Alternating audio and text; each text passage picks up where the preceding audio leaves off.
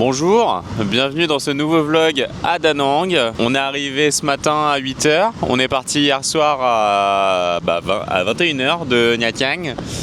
Cette fois-ci le bus était beaucoup plus mouvementé, le trajet beaucoup plus long. En fait c'est 2 fois plus long que le premier bus de nuit qu'on a fait. Là actuellement il est 9h du matin, le check-in de l'hôtel se fera uniquement à 14h, donc on va juste vagabonder sur la plage de Da Nang, voilà, observer les alentours. Il y a quelques points importants dans cette ville qu'on devra faire, mais on va pas vous spoiler, donc voilà, c'est parti. Imagining a moment yet to come. My eyes are locked and fixed on visions I've drawn of the future me that I pursue. I know it is about to vanish from my view and overlap ensues. Oh, I believe so, arriving at the future that I saw. Par contre, on sent là qu'on monte un peu plus dans le nord, donc là on est vraiment au milieu quasiment du pays. Et il fait beaucoup plus froid, je pense que ça se voit avec mon pull, il fait froid, on est en bord de plage. La mer est aussi très mouvementée avec le vent, ses drapeaux rouges, les vagues sont très grandes et ouais il fait froid quoi. Avec beaucoup de vent. Bon en fait je viens de regarder, il fait 21 degrés, donc en fait je pense qu'on s'est déjà habitué aux fortes chaleurs. Parce que là 20 degrés, je suis avec un pull et à limite de grelotter quoi.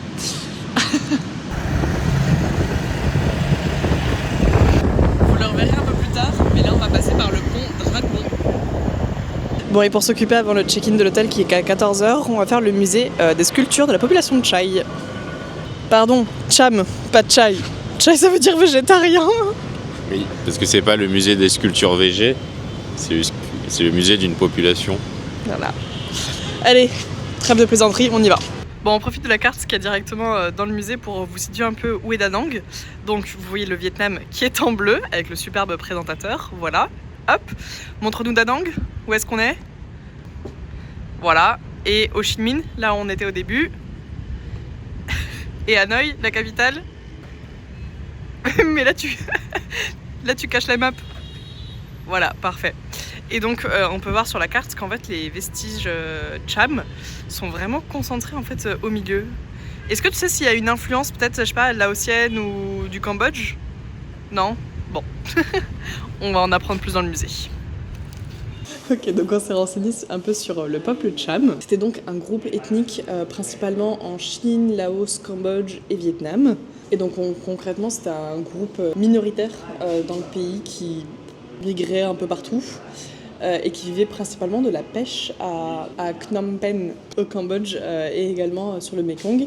Il a prospéré du 2e au 17e siècle et ensuite il y a des restes donc, de ce peuple jusqu'à maintenant et tout récemment il y a eu un génocide donc, de l'ethnie Cham dans les années 70. Ouais. Oui, vous ne rêvez pas.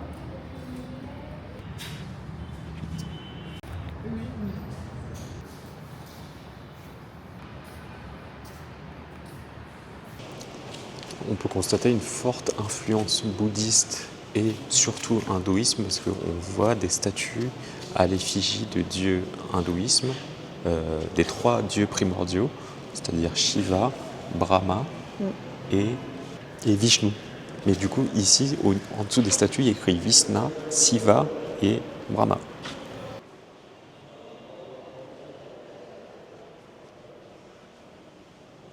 Et là, c'est une statue de Garuda, qui est la monture de Vishnu. On a un pilier ici, sûrement pour une colonne d'un temple, littéralement fait avec des nichons. Voilà, c'est une colonne de nichons. Vraiment, je trouve ça incroyable la quantité en fait de peuples, de croyances, de religions qu'il y a eu sur Terre. Et chacun a sa spécificité et les sculptures sont vraiment magnifiques. Et donc il est mi-homme, mi-aigle. Et sur cette statue-là, on le voit dévorer un serpent parce que c'est l'ennemi des serpents. Il représente le soleil, l'air et le feu. Et le serpent en question, c'est Naga. Naga qui lui est associé à la terre et à l'eau. Et donc c'est 2 ennemis naturels. Pour tous ceux qui ont suivi le dernier vlog, quand on était à Nha Trang, on a fait le temple de Ponagar, qui était donc déjà un temple de ce peuple Cham. Et il y a énormément de sculptures d'éléphants. Et en fait, je viens d'apprendre comme quoi les éléphants étaient considérés comme le moyen de transport des dieux dans l'hindouisme. Pardon, dans l'hindouisme et le bouddhisme. Vous vous souvenez de la sculpture avec les tétés qu'on a vu juste avant, là, à la base d'une colonne? Et ben, en voilà à nouveau. Et là, on peut voir qu'à partir d'un certain moment, le peuple Cham, qui se divise, je pense, en sous-peuples encore en dessous, a eu une influence aussi arabe et musulmane, parce qu'on peut voir des tenues. Là, il y a écrit « Costume de Bilal, Cham Islam ». Bon, eh bien, on conclut la visite du musée ici. On va sûrement passer à l'iPhone parce qu'on a 8% de batterie sur la caméra. Donc voilà, on vous laisse avec l'iPhone. Et je trouve ça impressionnant, toutes ces anciennes populations, religions, etc. Personnellement, ça me touche énormément. Je trouve que ça a beaucoup plus de cachet et de puissance par rapport à, par exemple, le christianisme en France. Alors attention, il y a des églises qui sont absolument magnifiques. Mais je sais pas, je trouve que toutes les anciennes religions comme ça, en Asie, ou par exemple les Aztèques, enfin toutes ces anciennes populations, je trouve qu'il y a une dimension vraiment beaucoup plus puissante. Et je sais pas, j'adore. On a bien récupéré notre petite chambre d'hôtel, qui est plutôt classique, voire limite un peu salubre. Mais bon, pour 5 € la nuit, franchement, on va pas faire les compliqués. Salubre, non, il y a juste 2-3 trous dans le mur où il manque de la peinture. Bah non, mais c'est juste que c'est pas très très propre. Genre, rien que là, le cadre que je regarde, il est mi-traviole. Oui, mais c'est pas un salubre. Non, c'est pas un salubre. Mais de manière générale, il est pas non plus fifou, quoi. Oui, on n'est pas au Vinpearl. On n'est pas Vinpearl. Bon, c'est les deux opposés. Bref, on s'est changé de manière à pouvoir affronter la météo qui est beaucoup plus fraîche. Cette fois, on est paré. Et écoutez, on va aller dîner. Mais toi, tu n'étais pas encore habillé, toi? C'est bon, j'y vais comme ça. Ah ouais? Bah ouais. Bon, bah, il y a que moi qui suis frileuse. Ouais. Et donc, ouais, on vous amène dîner avec nous et voir un petit spectacle. On n'en dit pas plus. On y va. Ah, et du coup, Vinpearl, tout ça, c'est fini. Maintenant, c'est retour des chambres à 5 balles. Hein. 5 balles la nuit, parce que là, le 90 balles la nuit... Ah, il a fait mal. Hein. Il fait mal au cul. Donc là, jusqu'à la fin du voyage, c'est auberge de jeunesse et les chambres, pas plus de 10 €. Ouais. Jusqu'à ce qu'on en a marre. Bah là, du coup, on est devant le dragon poisson. Ça me fait vraiment penser au merlion de Singapour. Et oui, très clairement, je ferai la même photo à Singapour. Le poisson dragon, c'est pas un merlion, c'est un poisson dragon de Da Nang. Et en fait, ce soir, on est venu voir le pont dragon qui est juste là. Celui qu'on vous a filmé, enfin que je vous ai filmé un petit peu ce matin depuis la moto, dont on voyait rien. Voilà. Et bah là, on le voit ici. Bon, sa tête est actuellement derrière les arbres. Là. Et en fait, à 21h, il y a du... Comment dire? Il y a du feu. Il y a du feu qui va sortir de sa tête. Voilà. Il y a un spectacle de pyrotechnie et de lumière, de ce qu'on a compris. Voilà, donc on va essayer de se trouver un endroit où boire un petit coup, manger en même temps. Ouais. Et puis voilà, c'est parti. Et on voit sa tête, juste là. Il y aura des flammes qui vont sortir comme ça. Tchou, tchou, tchou, piou, piou. Ouais, vous avez bien vu Mickey qui fait peur.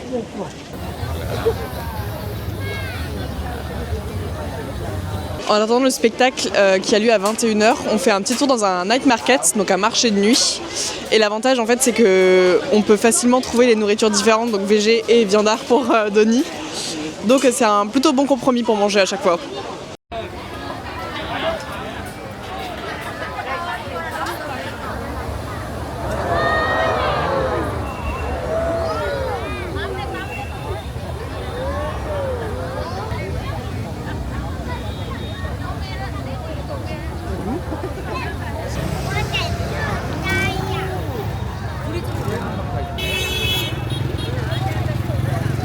Bon, pendant que les gens admirent à la fin du show, Mathilde tout à l'heure a vu un stand de rôti thaïlandais. Donc bah, vu que là tout le monde est là-bas là en train de regarder, nous on vient ici. Voilà, juste là. Parce que la queue tout à l'heure était immense. Il y avait genre 30 personnes dans la queue. Et voilà le rôti, banane chocolat. Bien sûr, c'est le seul rôti que Mathilde peut manger. C'est chaud, mais c'est bon. Voici donc notre dîner. Donc moi je me suis pris des nouilles aux légumes à emporter.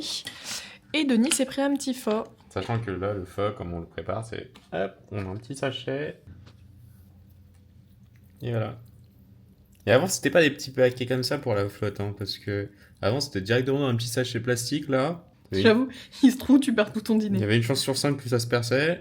Et ils m'ont mis de la viande, quand même. Bah. Hop. Parfait. Bon appétit. Bon appétit.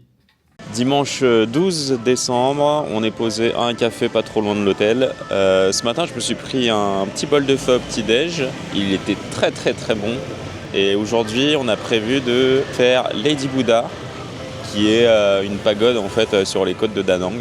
Et voilà, on est dans un petit café viet au bord de la route. Comme d'habitude quoi. Ça c'est pas mal quand même. Et du coup, comme on vous l'a dit hier, ça se confirme aujourd'hui, il fait vraiment froid. Oui, il fait que 20 degrés, mais je vous assure que là, on se pèle le fion. Ouais, mais en fait, c'est pas qu'on se pèle le fion, c'est qu'il y a beaucoup de vent vu qu'on est en bord de mer. Là, il n'y a pas de vent. J'ai froid là. Ah là, t'as juste froid? Ah non, moi c'est juste le vent qui me... Alors que pourtant, du coup, on a tous les deux sorti nos si, ça impairs. souffle, hein. Et j'ai le E-Tech Uniqlo en dessous, et pourtant j'ai froid. Mais c'est juste parce qu'on a été habitué à des fortes chaleurs. Et que là, vu qu'on est un peu plus dans le nord, quand on va arriver à Hanoï et tout, il va faire froid. Hein. Franchement, imagine on rentre en France maintenant. On est foutus. On est foutus. Bien, après 10 minutes de voiture, on est au temple Linh Hung. Voilà, c'est écrit juste là. On va écrire juste là. Voilà, et la particularité de ce temple, c'est qu'il y a une grande statue de Bouddha, mais en version femme, qu'on appelle Lady Buddha. Bonne visite avec nous.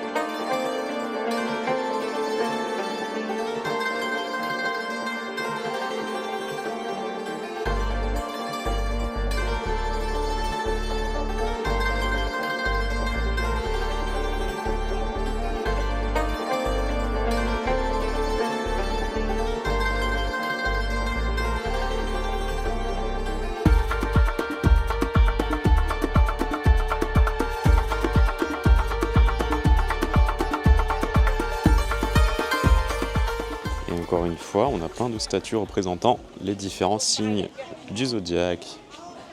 Hop. Et vu que cette année sera l'occasion de la nuit du serpent, ils ont mis le serpent en avant. Et alors on enchaîne maintenant avec les montagnes de marbre, donc la Marble Mountain, une espèce de colline de marbre qui est en plein milieu de la ville. Donc c'est bon, Denis a pris les tickets, on a payé 40 000 dong par personne, ce qui fait du 1,80€ à peu près. On va monter à pied, il y a également un ascenseur, je sais plus combien il coûte mais je crois que c'est quasiment le double du billet. Donc écoutez, on a des pieds, on va marcher. C'est parti pour la montée, voilà, ça va faire les cuisses. Au moins l'avantage c'est qu'on crève pas de chaud. Donc je pense que la montée va être un peu plus simple que si on était en plein cagnard sous 30 degrés avec de l'humidité. Elles sont hautes les marches. Elles sont hautes par contre les marches, ouais je suis d'accord.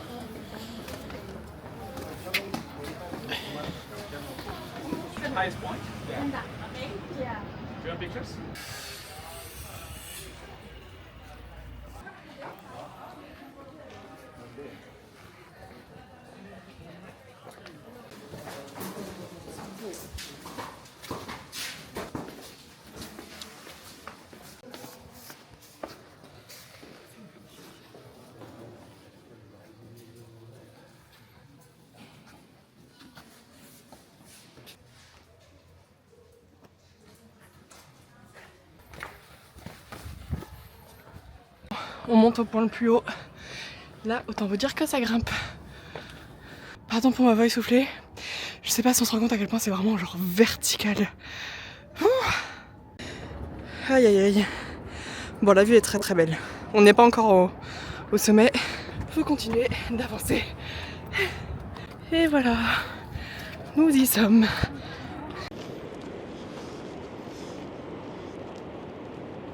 Et voilà, le point le plus haut de Marble Mountain, qui est pas si haut que ça. Ça va. Et Il est pénible à monter parce que c'est vraiment comme ça en fait. Ouais, c'est des marches. Il y a très peu de marches, mais elles sont très hautes. Alors que limite, ça aurait été bien un truc un peu plus long, mais un peu plus. Ouais, mais vu comment c'est petit. Mais oui, non, ils ont pas le choix. Ouais.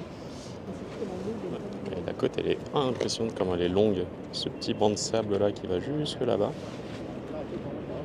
Oui, il y a des grosses vagues en plus. Et là-bas, on a Lady Buddha. Juste là, le petit point blanc que vous voyez.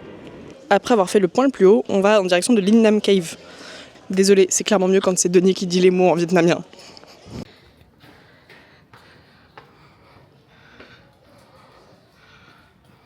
Et ensuite, on enchaîne avec la cave Van Tong.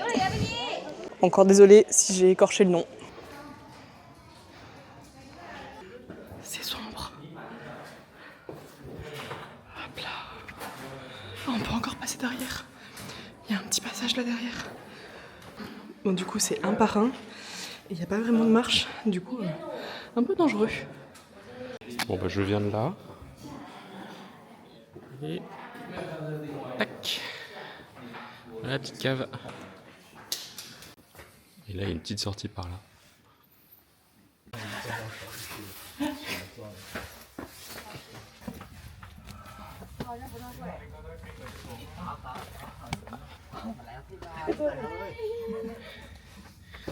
Petit trou là, à travers la pierre. Ok, là je monte. Je sais même pas s'il y a une sortie de l'autre côté. On va voir. Hop. Je pense pas. Ah bah je me retrouve sur un sommet en fait. De l'autre côté de la pierre. Bon, on va redescendre maintenant.